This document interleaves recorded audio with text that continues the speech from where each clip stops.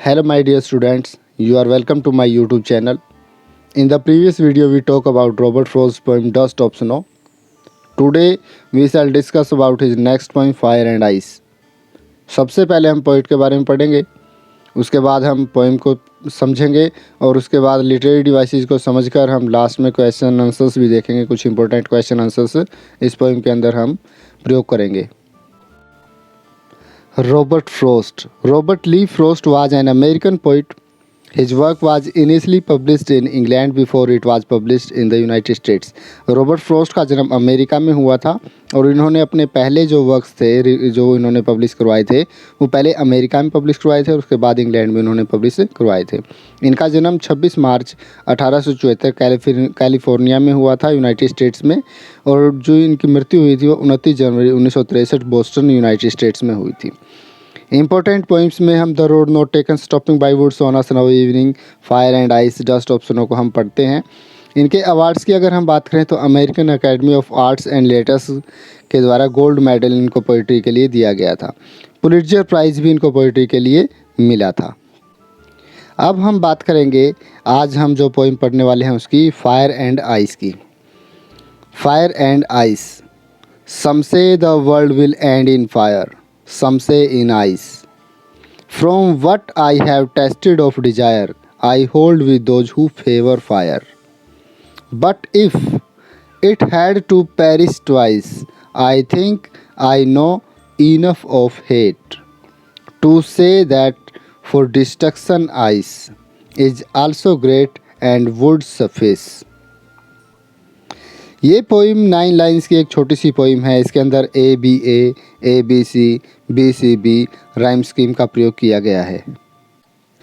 Robert Frost की इस poem fire and ice में रॉबर्ट फ्रॉस्ट ने एक बहुत गहरा विचार हमारे सामने व्यक्त किया है। उसने एक बहुत डीप आइडिया हमारे सामने व्यक्त किया। उसने कहा है कि अगर दुनिया में अंत होना हो दुनिया का तो ये सिर्फ दो तरीके से हो सकता है, या तो बर्फ़ की वजह से या आग की वजह से, यानी फायर और आइस की वजह से डिस्ट्रक्शन इस दुनिया का हो सकता है। दोनों ही चीज़ों की जब वो तुलना करता है तो कहता है कि बर्फ़ जो होती है वो हेट का काम करती है, घृणा का काम करती है। बर्फ़ घृणा के लिए इसने इस पोइम के अंदर प्रयोग की है।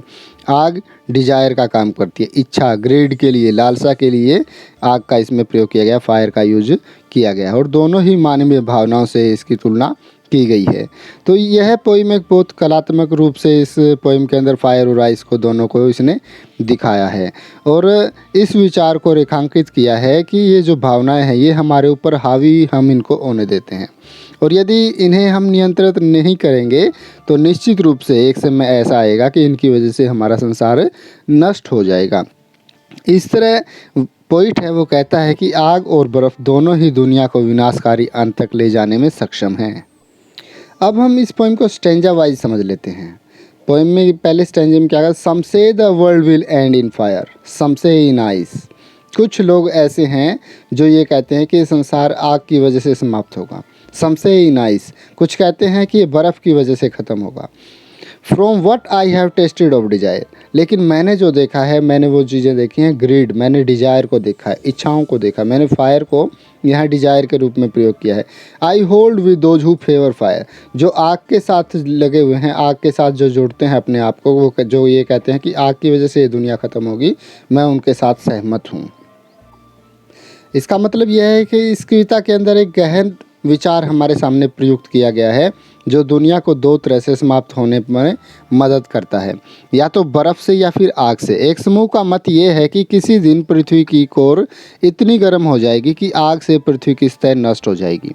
दूसरी ओर दूसरे समूह का कहना ये है कि यदि तापमान एक हद तक नीचे चला जाता है जिसे पृथ्वी पर जीवन असंभव हो जाता है तो उसका उतना ही विनाशकारी प्रभाव होगा। अब आग और बर्फ़ की तुलना मानवीय भावनाओं की विनाशकारी विशेषताओं से करता है, इच्छा और घृणा से। वह कहता है कि वह उग्र इच्छाओं के बारे में जानता है। वह उन लोगों के पक्ष में है जो कहते हैं कि यह आग से ख़त्म होगा। ऐसा कहकर वह इस विचार को सामने लाता है कि मनुष्य अपनी भावनाओं को लेकर उनको अपने ऊपर हावी होने देता है और अनियंत्रित लालसा का परिणाम अराजकता होता है। सेकंड स्टेंजा में वो क्या कहता है, but if it had to perish twice, I think I know enough of hate to say that for destruction ice is also great and would suffice. मतलब अगर इस संसार को दूसरी बार भी अगर ख़त्म होने का मौका मिलता है, पहले अगर ये आइस से अगर ख़त्म नहीं होती है, सेकंड टाइम अगर इसको मौका मिलता है, अगर ये दूसरी बार हमें ख़त्म करनी है तो ये किससे हो सकती है? ये हेट से हो सकती है, यानी बर्फ़ से हो सकती है। डिस्ट्रक्शन इसका बर्फ़ की वजह से हो सकता है। हमारी जो इच्छाएं, हेट है हमारा एक दूसरे के प्रति, जो घृणा है मानव की मानव से, उसकी वजह से इसका नुकसान हो सकता है, धरती की तबाही हो सकती है। आग और बर्फ़ के बीच एक विकल्प दिया जाए तो बर्फ़ दुनिया को नष्ट करने के लिए आग की तरह ही अच्छी होगी। तो अब हम आगे बढ़ेंगे और इसकी समरी के बाद हम बात करेंगे इसके अंदर कुछ लिटरेरी टर्म्स, लिटरेरी डिवाइसेस का प्रयोग इस पोएम के अंदर जो किया गया है उसके बारे में हम पढ़ेंगे। सबसे पहले हम बात करेंगे इसके अंदर राइमिंग स्कीम का। इस पोएम में जो राइमिंग स्कीम प्रयोग की गई, पहले तो मैं आपको राइमिंग स्कीम बता देता हूँ। राइमिंग स्कीम में क्या होता है?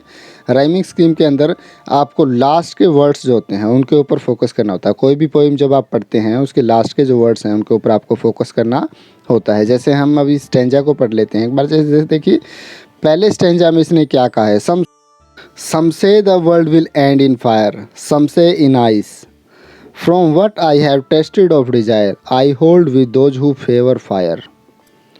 अब यहाँ पर इन लाइंस को देखो, ध्यान से देखेंगे हम। 4 लाइन हमने अभी पढ़ी है। Some say the world will end in fire, पहली लाइन फायर वर्ड के ऊपर ख़त्म होती है। Some say in ice, second line है जो आइस के ऊपर ख़त्म होती है। थर्ड लाइन है जो from what I have tasted of desire, desire से ख़त्म होती है। I hold with those who favour fire, last की जो लाइन है वो फायर के साथ ख़त्म होती है। तो पहली लाइन का फायर, तीसरी लाइन का डिजायर और लास्ट का फिर से फायर, ये जो वर्ड्स हैं ये हमें एक जैसी साउंड हमें यहाँ पर नज़र आती है। तो यहाँ पर हम इस पोइम के अंदर, क्योंकि 9 लाइन की पोइम है, तो हम इस पोइम को 3-3 लाइन्स में डिवाइड करेंगे। इस प्रकार से इस पोइम की ए बी ए, पहली जो लाइन होगी ए बी ए, पहली जो 3 लाइन है उनकी A B A rhyming scheme होगी। दूसरी जो पोइम है, दूसरी जो राइमिंग स्कीम है वो ए बी सी, क्योंकि थर्ड में भी फायर का यूज़ किया गया है। ए बी सी इसकी राइमिंग स्कीम सेकंड स्टेंजा के अंदर होगी और तीसरे स्टेंजा के अंदर बी सी बी इसकी राइमिंग स्कीम होगी। इसके बाद हम आगे बढ़ते हैं। इसके अंदर कुछ लिटरेरी डिवाइसेस के साथ साथ इसने फिगर ऑफ स्पीच का यूज़ किया गया है, यानी अलंकार का भी प्रयोग पोइट ने इस पोइम के अंदर किया गया है। सबसे पहले हम बात करते हैं एलिटेशन की। वही एलिटेशन जो हमने पिछले पोइम के अंदर भी पढ़ा था। एलिटेशन में क्या होता है? जब एक ही कॉन्सोनेंट साउंड के वर्ड को बार बार प्रयोग किया जाता है, ठीक है, एक ही कॉन्सोनेंट साउंड वर्ड को बार बार प्रयोग किया जाता है। जैसे the sound of F in this line, मैं अभी एक लाइन पढ़ता हूँ आपके सामने, उसको आप देखें। आई hold with those who favour fire, I hold with those who favour fire, last में फेवर और फायर दोनों वर्ड्स फ और फ की साउंड दे रहे हैं, फेवर और फायर। तो ये यहाँ पर एलिटेशन अलंकार का यूज़ किया गया है। तो ये यहाँ पर लिटरेरी डिवाइस जो है एलिटेशन फिगर ऑफ स्पीच का यहाँ पर प्रयोग किया गया है, यानी अनुप्रास अलंकार का प्रयोग किया गया है। सेकंड नंबर पे आता है एसोनेंस। एसोनेंस के अंदर क्या होता है? जहाँ पर हम एलिटेशन के अंदर कॉन्सोनेंट साउंड को बार बार रिपीट कर रहे थे, यहाँ पर एसोनेंस के अंदर हम वोवल साउंड को बार बार रिपीट करते हैं। जैसे इसी लाइन के अंदर देखो, आई hold with those who favour fire, I hold, hold का हो, ओ की साउंड आ गई, दोज का दो, ओ की साउंड आ गई, हु का हु हो गया, ये फेवर का ओ, फेवर फेवर ओ आ गया इसमें। तो ये ओ की साउंड का बार बार में प्रयोग एसोनेंस लिटरेरी फिगर होता है ये। नेक्स्ट हम बात करते हैं इमेजरी की। इस पोएम के अंदर इमेजरी का प्रयोग किया है। इमेजरी क्या होती है? इमेज होती है हमारे दिमाग के अंदर एक प्रकार से कोई छाप छूटना, इमेजरी का हम इसमें प्रयोग किए करते हैं। जैसे some say the world will end in fire, हमें लगता है, हम जब इस लाइन को पढ़ते हैं ऐसा लगता है जैसे आग की वजह से ये संसार जल ही रहा हो।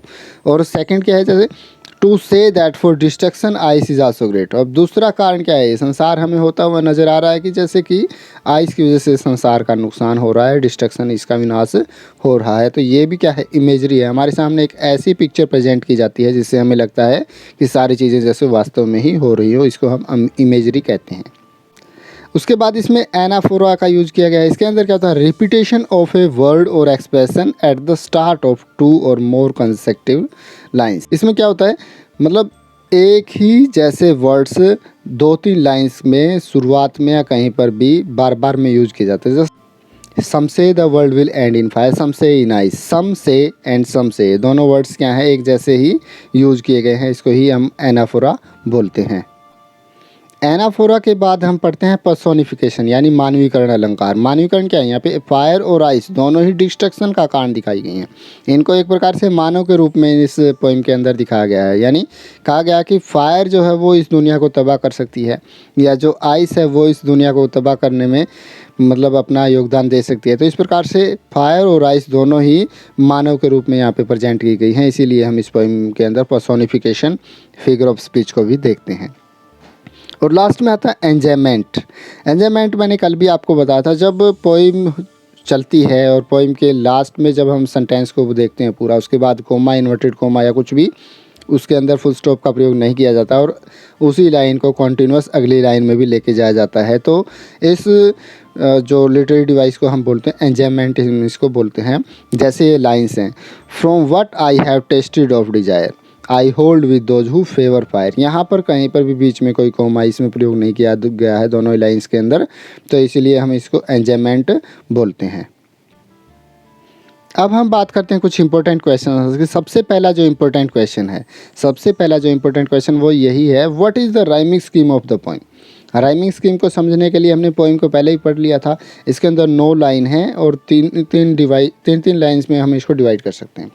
इस पोइम के अंदर 9 लाइन है और 3-3 के स्टैंजा में हम इस पोइम को डिवाइड करते हैं। तो इसकी जो राइमिंग स्कीम बनती है ए बी सी और बी सी बी बनती है। The rhyming scheme of the poem is A B C B C B है। The constructing idea of fire and ice are presented using this rhyming scheme. Second question है, there are many ideas about how the world will end, do you think the world will end someday. इसके अंदर इस point के अंदर मतलब पूछा है कि बहुत सारे विचार हैं ऐसे जिसकी वजह से संसार ये ख़त्म हो गया, क्या आपको लगता है कि एक दिन ये संसार ख़त्म हो जाएगा। According to the poem, yes I believe that this world will end someday but when nobody knows. मतलब ये माना जाता है कि कभी ना कभी ये संसार ख़त्म होगा, लेकिन कब होगा इस बारे में कोई नहीं जानता। Whether the sun gets hot, या तो सन कभी बहुत ज़्यादा गर्म हो जाएगा, और इट गेट्स कोल्डर, और या फिर इतना ठंडा हो जाएगा कि यहाँ पर हमारे सामने रहना बहुत मुश्किल हो जाएगा। In both the situation end of the world is sure, दोनों ही सिचुएशन में इस संसार का अंत निश्चित है। नेक्स्ट क्वेश्चन है, for frost what do fire and ice stand for. Frost के लिए फायर और आइस किन के लिए प्रयोग की गई हैं। Fire stands for desire and greed. Fire को यहाँ पर डिजायर इच्छा और ग्रीड लालच के लिए प्रयोग किया गया है। Ice stand for cruelty and hatred. Ice का यहाँ पे प्रयोग किया गया है दूसरों के साथ घृणा के लिए, क्रूएलिटी के लिए यानी दूसरों के साथ एक प्रकार से गलत व्यवहार करने के लिए आइस का प्रयोग किया गया है।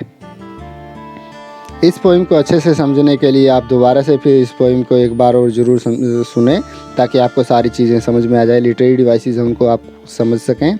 और आज के लिए इतना ही। आप इन सारी चीज़ों को नोट जरूर करें ताकि आपको किसी प्रकार की आगे भी समस्या ना आए, आगे आपको इस पोइम में समझने में कोई दिक्कत ना आए। सारी चीज़ें इंपॉर्टेंट थी। इसी के साथ ये पोइम ख़त्म हो जाती है और इस पोइम को आप एक बार ज़रूर दोबारा सुने ताकि आपको अच्छे से सारी चीज़ें समझ में आ सकें। आज के लिए इतना ही। आप सबका बहुत बहुत धन्यवाद। Thank you so much.